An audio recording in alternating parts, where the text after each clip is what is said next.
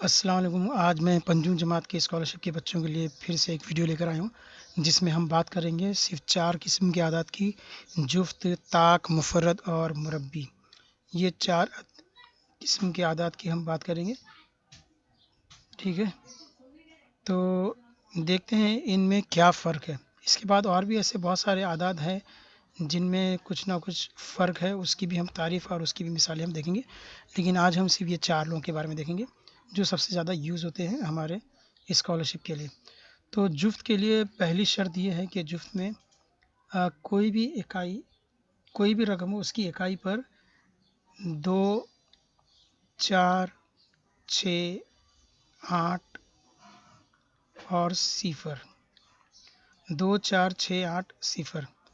इसमें से कोई भी हिंसा अगर इकाई पे पाया जाता है तो वो जुफ्त कहलाएगा।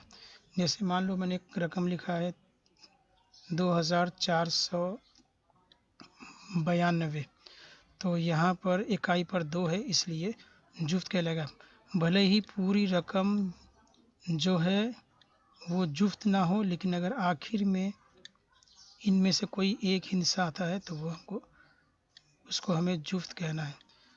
वो 2 हो सकता है, वो 4 हो सकता है, वो 6 हो सकता है, वो 8 हो सकता है, या वो सिफ़र हो सकता है, 0 हो सकता है।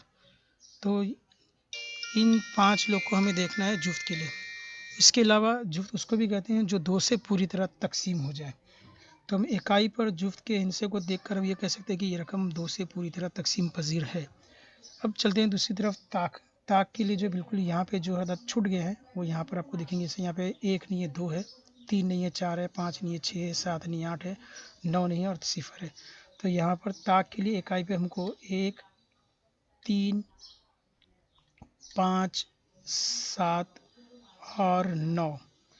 तो किसी भी रकम की इकाई पर 1, 3, 5, 7 1, 3, 5, 7 और 9 अगर होते हैं तो वो हमको उस रकम को हम ताक कहेंगे, या वो अदद को हम ताक कहेंगे। भले ही उसमें पूरी रकम जो है वो जुफ्त हो, लेकिन इकाई पर अगर इनमें से कोई एक भी हिस्सा पाया जाता है तो वो रकम ताक कहलाएगी। तो ये रकम जो है ताक है। 1, 3, 5, 7, 9 इसमें से कोई भी हिस्सा अगर इकाई पर मौजूद हो तो वो ताक कहलाएगा। अब बढ़ते हैं मुफरत की तरफ। तो मुफरत जो है वो अदद जो 1 से बड़ा हो और सिर्फ एक और ख़ुद उसी अदद से तकसीम होता हो, वो मुफरत कहलाता है। यानी कि वो किसी और पहाड़े में नहीं आता है, बल्कि सिर्फ अपने ही पहाड़े में आए। तो मिसाल के तौर पे जैसे 2 है, उसके बाद 3 है, 5 है, 7 है, 11 है, इसी तरह 13, 17, इसी तरह 19, उसी तरह 23, उसके बाद 29। इस तरह से ये अगर अदद के ऊपर आप गौर करेंगे तो आपको महसूस होगा कि ये अदद किसी भी दूसरे पहाड़े में नहीं आते हैं, ये सिर्फ अपने पहाड़े में आते हैं। 2 को देख लीजिए, 2 सिर्फ अपने पहाड़े में आता है। 3 भी देख लीजिए, सिर्फ अपने पहाड़े में आता है।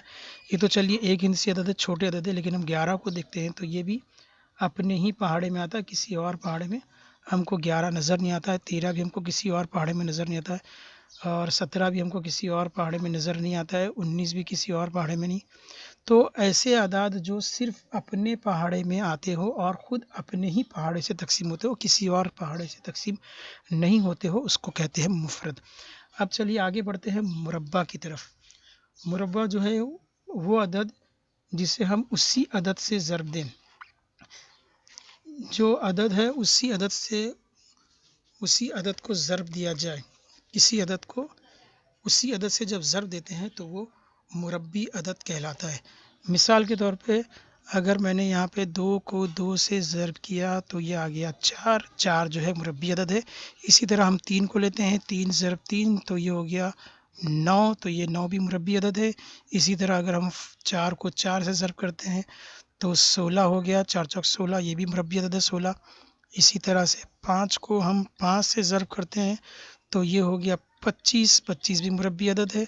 इसी तरह अगर हम 6 को 6 से ज़र्ब करें तो 36 आया, ये भी मुरब्बी अदद है।